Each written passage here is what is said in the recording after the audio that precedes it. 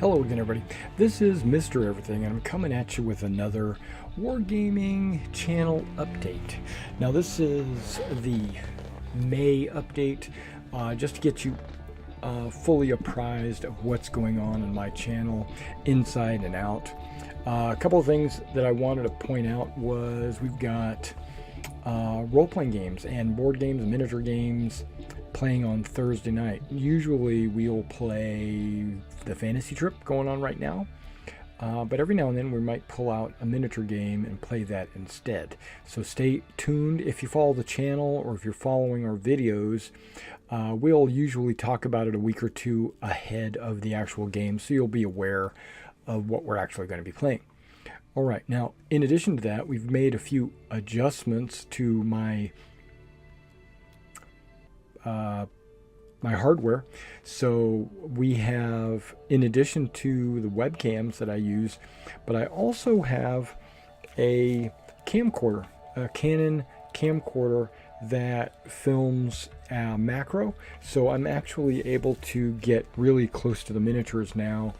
And if I have to go further away, like outside or around the block or wherever I need to go, I'll have this camera as an available opportunity. It's like, because I ran into a trouble sometime early in the month where I tried to show off the miniatures that I had finished for the Princeton project, and when I got close, the webcam I was using, the cable was too short, so I couldn't get close. So that prompted me to get one of these. Now I also wanted to get this. I've been thinking about getting a new camera because my old Handycam, which is a Panasonic, it only films in 720, and this is a 1080. And it was really fuzzy looking, and it didn't, it wasn't great quality. It wasn't high resolution. And anytime I go to a convention or anything like that, any kind of show, it wouldn't record very well.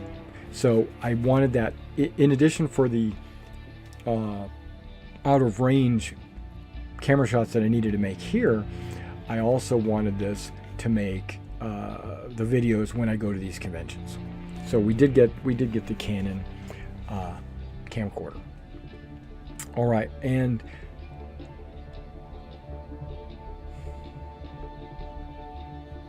now that's some of the changes to the recording hardware. As you might already know, we have two Yetis, one for the table, one for my boom. I also have I don't know where it is. It's in a little baggie, probably right over there. I have a lapel microphone as well that I can use with the camcorder to have good audio. I could use it with the computer as well if I wanted. I could have a little lapel microphone and not use this, but I specifically got it for my phone and for my camcorder. Okay, having said all that, now let's talk about the miniature projects that we've been doing. We've had a Princeton project going on for the last 2 months. That is complete. That Princeton project is finished. I've got all the figures done. I got all the terrain done. Everything is finished. Now the only thing I do need to work on for the Princeton project is actually writing the scenario. But it's basically, I'm going to bastardize or crib or steal from various other scenarios that it's all based on history anyway. So I read the history, read what actually transpired, read personal accounts of what happened there, letters that were written from generals or whoever.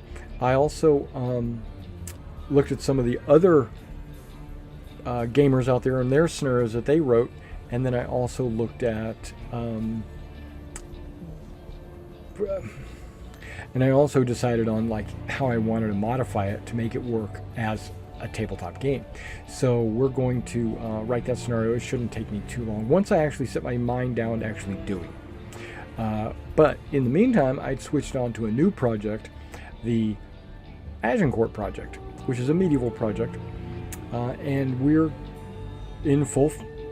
not in full swing, but we're getting real close to becoming in full swing, because I've got like 4 boxes of about 30 models each. So you're looking at over 120 models already that I need to put together, assemble, and paint.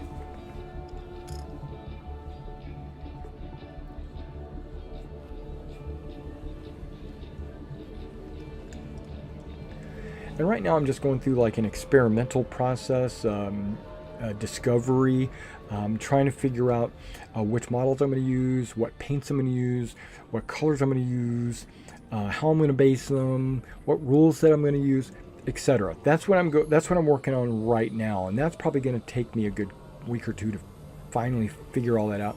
I do think I'm going to use Hail Caesar from Warlord Games. I'm going to mount them on 20mm bases individually.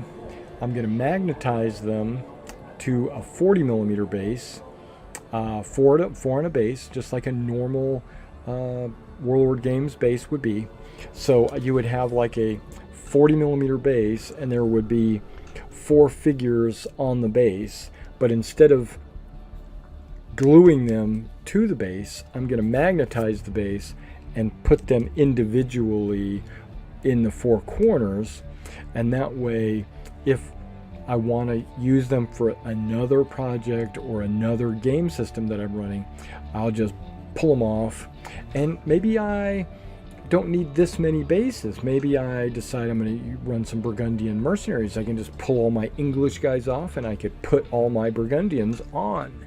Or maybe I want to I'm just thinking out loud. Maybe I want to get rid of some French and put some Germans down. I can do that. But so what I need to do is get the magnets in. I've already ordered them. Waiting for, there should be 100 40mm base magnets.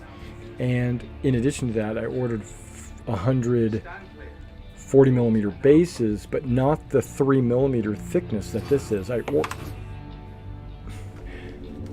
ordered it in their thin thickness, which is the 0.8mm. It's a little bit more pricey actually for the thin, but it makes the models, it makes the base, because I'm adding a magnet on top of the base. I didn't want to have this 3mm plus another 15mm plus another 28mm plus whatever, plus the flak, plus I didn't want to do all that. I just wanted to have a thin base with a magnet on top of it, and then plop the figures down. Now, I went through a thought process, and this really should be discussed in the Agincourt project, but I'm going to go ahead and discuss it here. I have these metal bases that are 20mm square, and if I use these bases, they will stick on a magnet, and 4 of them will completely cover the 40mm base. So there would be no need for any colorization or changes to the magnet, because the 4 bases would just sit right on top of this base and it would just cover it completely, right?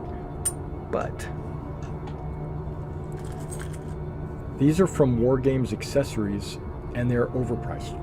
They're just straight out, they're overpriced. They are 36 in a bag for $6.50 plus shipping and handling.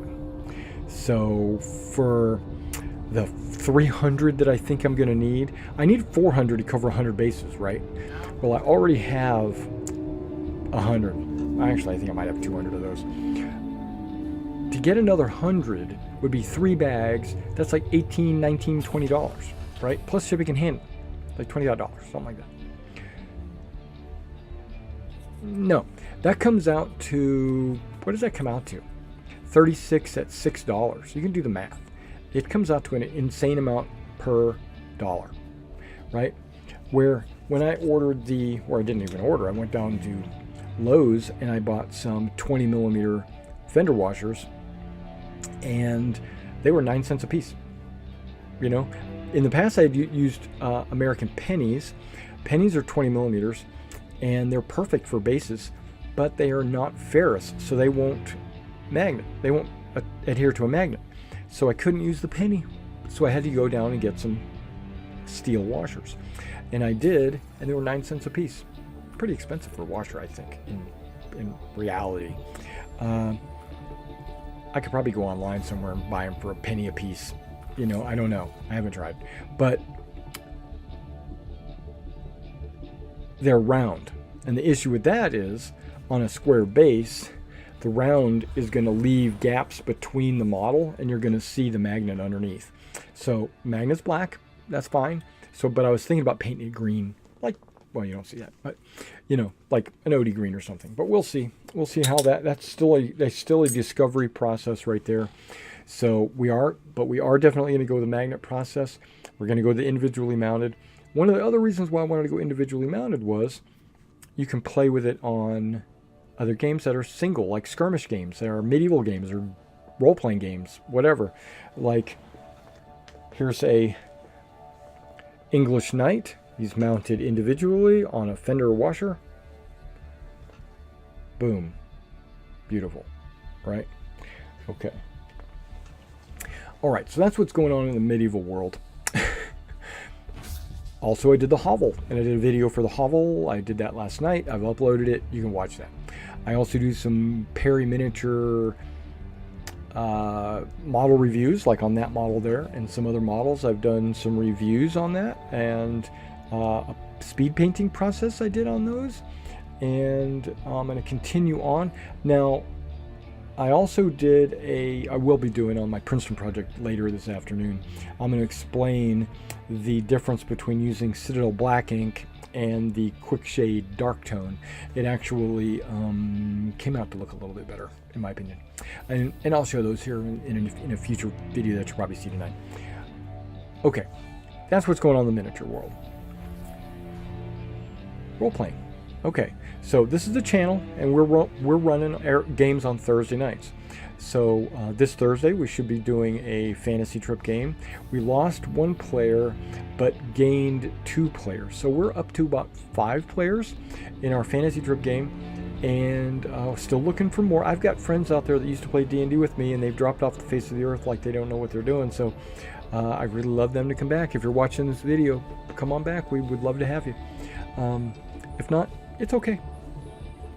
But the fantasy trip's super easy. It's basically just a fantasy role-playing game. So if you want to watch some fantasy role-playing games, come check us out on Thursday nights around 5 Central, 6 Central, something like that. 5 Central. All right, and okay, now Star Citizen. Let's talk about computer gaming. Computer gaming. I play Star Citizen every Friday night. That at midnight. Friday at midnight is my Star Citizen time slot. I play for about an hour or 2, and you can ask me questions. You can grill me if you want to know anything about Star Citizen. If you're interested about Squadron 42, you want to know what's new, you want to see what it looks like or how it feels, or got complaints, whatever you got. You want me to give you some suggestions on how to do certain things. If you need to know what ship to buy, or if you need to know what package to get, or any of that. We can theory craft all night long. It's okay. Jump on there, talk to me. Star Citizen every Thursday night. I mean Friday night. That's Friday night midnight. Okay. Been waiting for Phoenix Point. Phoenix Point Backer Build 4 came out. Streamed some videos of that, about 7 or 8 videos of that. Shelved it. Waiting for more to come out, right? Because it's still an alpha build. Been waiting for Xenonauts. Haven't done anything with that. Just waiting. Play a lot of War Thunder in the background, but I don't really stream any of it. I think I promised last month that I would stream some of it. I haven't. So, I don't know. I just like jumping on there for a match or 2 without having to set up my rig or get all my mic out or worry about the camera and the lighting and all that stuff. I don't worry about any of that. I just turn it on and play, and I play for an hour or 2, and then, or maybe not even that much, and then maybe I should say 3 or 4 matches, which take about an hour, and then I'm done, and then I go off and do something else, like paint some figures or go play this other game I'm about to talk about. Okay, so our Star Citizen community, our organization, is stagnant. Okay, it's sitting still. It's not doing anything. There's nobody playing, nobody downloading, nobody getting on chat talking. Nothing is happening. Star Citizen, as part of our 1st Naval Aerospace Squadron, is dormant. Okay, some people are saying, well, I'm waiting for the next patch. Well, the last patch just came and you said the same thing. So, or I'm just waiting for there to be a playable game. Well, guess what? It's playable now, so I don't understand why you're not in there playing with us. Okay, so if you're waiting, okay, that's cool. You're waiting, whatever. So I'm also kind of waiting. You know, I only play it once a week on Friday nights. That's not true. I play it probably 2 or 3 times a week, but I only stream it once a week on Friday nights. But I only play like an hour at a time. Friday night I stay a little bit longer. I'm mainly there to communicate with my audience. Okay. I make a lot of videos for Star Citizen. I made a flight tutorial on how to control your ship in the new flight model. If you want to see those, I did those. I'm planning on doing more, like how to do this, how to do that. I like to do tutorials because I noticed that there's a huge learning curve in Star Citizen and people are struggling with knowing what to do. Having said all that, let's get to the meat and potatoes. If you've been with me since the beginning, let's go back to 2011, or even before that, 2010. If you go all the way back to 2010, which is, I guess, 9 years ago, I was playing a game called City of Heroes. I was putting videos out, not many, once a week, once a month, something like that. I did like a monthly newsletter for our organization. It was called Freedom Feed because our team logo was called, or our team name was called Team Freedom. And not because we were on the Freedom server, even though we were, but that wasn't why. We were warriors of justice. I mean, we could have been called Team Justice, but that just seemed a little bit more like Judge Dredd or something. We wanted to be Freedom, you know, or Team Fun, you know, that kind of stuff. I'm exaggerating. But City of Heroes was a superhero MMO RPG, right? Where you got to play a hero in a huge city, and you got to run around, taking missions, teaming with people you didn't know, becoming good friends with them,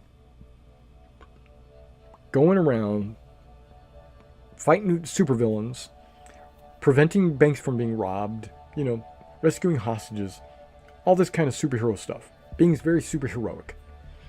The community was extremely engaged with the game. They were also extremely, I'm going to say, really helpful. These guys were, it was extremely positive. The new people were like, how do I do this? How do I do this? And then somebody would jump in and say, hey, this is how you do it. You know, let me show you. Let me explain it in detail, you know, because they got excited about it. It was like, I saw a stream just a couple of other nights ago where the guy mentioned that he thinks the reason why the community is so positive and so non-toxic, non-hostile, super engaged and happy and fun-loving and just helpful all around, just nice people. He thinks that that's the kind of person that's attracted to a game like this, right? Because if you want to be, or if you'd like to be, or if you immerse yourself into a reality where you are a superhero, you're the good guy, right? There is a half of the story that's a city of villains that I never really got into, but I did play a couple of times where that might be the opposite, because you tend to play what you are.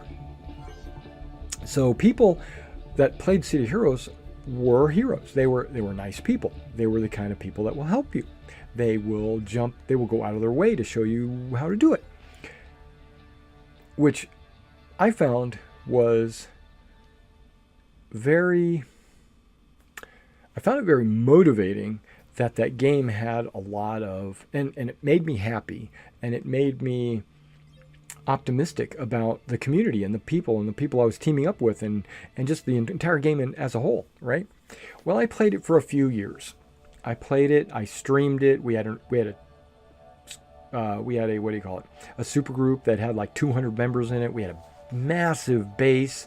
And that was back in the day when you had to buy every little component in your base using prestige that your supergroup developed or earned. And with 200 people teaming, having the supergroup mode on, we built up our prestige pretty fast, and we had a massive base. We had all these teleporters, we had and all that stuff you had to earn. You had to go out and get the components to be able to make that teleporter. You had to go out and get the beacon that teleported you to a certain spot, and the only way to do that was to actually travel to those spots first. And there was all these things that you could do in this base. You could have a med bay. You could stack boxes in a way that would make rooms. You could put up walls, and we had like the swimming pool in the middle of our base and a museum, and I can just go on and on and on. So we had this nice base.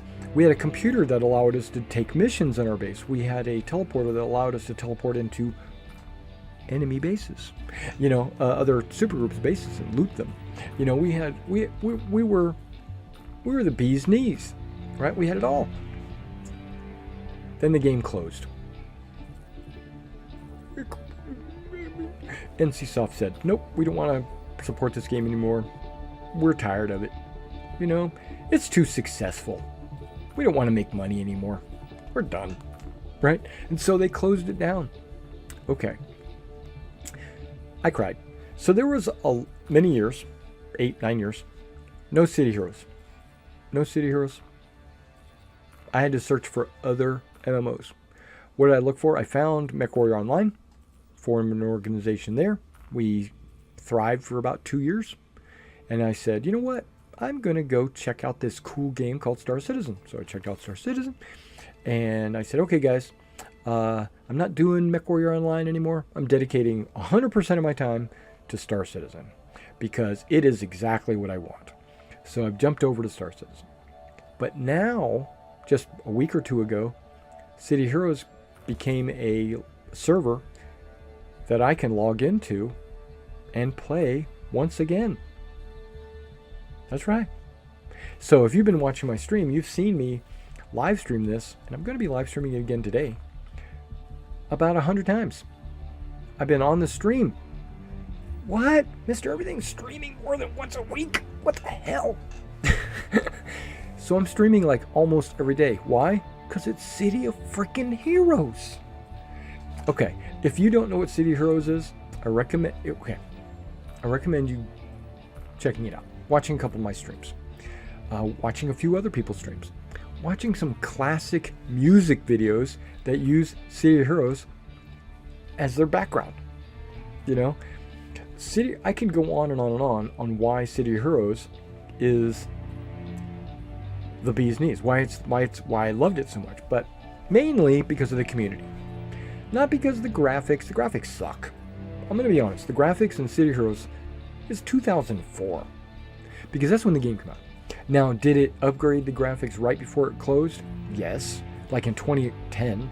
I think it was 2010. 2010, they had a big graphic update. So really, the game's only like 9 years old.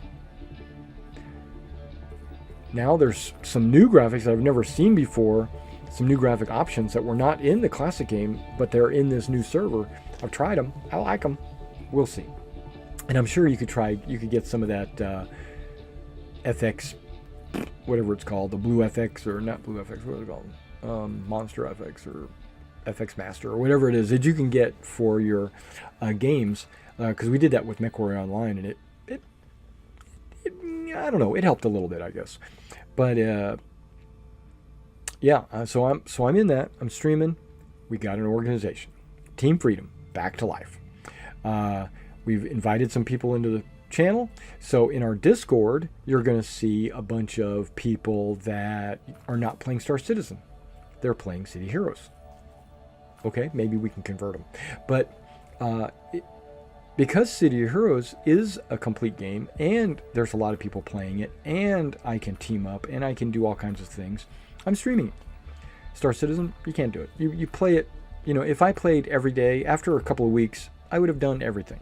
So what I'm doing is I'm just taking it easy, going slow, once a week, just playing, just stay in touch with the community and doing that, and then and doing it on a regular basis so that people are aware of it and they'll come back.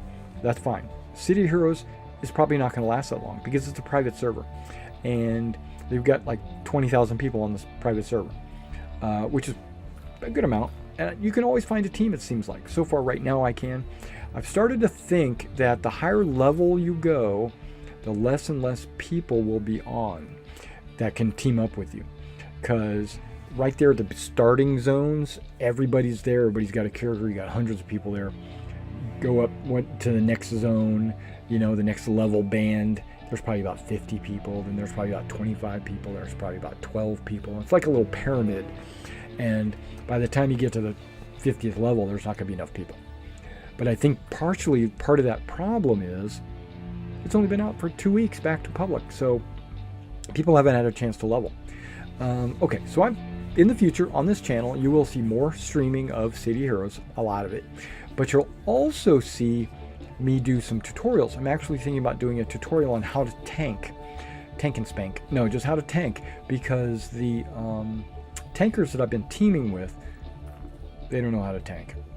I've been playing with some controllers. They don't know how to control. They know how to use their powers, but they don't. Okay. I could go on and on and on how to play City Heroes more effectively. I'm not going to say properly, because you can play it any way you want. Your character could be just a lunatic and you just want to like use your power on the you want to use your crowd control on this one dude, you know, or you want to tank by running in and then running out, you know. So you didn't even herd. All you did was pull, you know, and there's techniques. There's techniques, and if you combine these techniques with certain types of classes, you get the most effective combo. And I've noted, I'm not trying to say that I'm a power gamer or that if you don't do this, I'm gonna quit. No, it's not that. It's just that I giggle. You know, like I'll be watching these guys, I'll see this tank doing this thing, and I'll see this controller over here doing their thing, and I'll be like, these guys aren't working together. What the hell, right? So I'm going to do some videos that people probably will never watch, but I'm going to do them anyway, showing them the best way to use their characters, you know. And I kind of feel that it's partially because they're rusty, like they haven't played City Heroes in 9 years, or that they're new to City Heroes. They heard about this new server that came out and people could log in and play, and they're playing because their dad played it or whatever. And they don't know what they're doing, or they don't care. It's one of those others. Something. Who knows? Or they never knew in the first place. Could be that too. Okay, so I'm going to be playing a lot of City Heroes. You're going to see an Agincourt project. I'm going to do a lot of medieval miniatures for the War of the Roses. The War of the Roses and the 100 Years' War. You're going to see some reviews of some paints, some painting techniques. You're gonna see some buildings, possibly. I might get some castle walls or something. I don't know. I'm gonna build up my medieval collection right now. It's all for Hail Caesar. I'm not planning on doing any sieges anyway. I'm trying to do field battles, so I've got to do some cavalry. I've got to do some infantry, some archers, and stuff like that. Any other videos I'm planning? That's it. That's pretty much it. Alright guys, now that you know what's going on the channel, if you want to subscribe to the channel, I'd really appreciate it. And be sure to hit the notification icon. If you see a message saying that I'm on, jump on and say hi. Alright, I'll let you go. See you next time.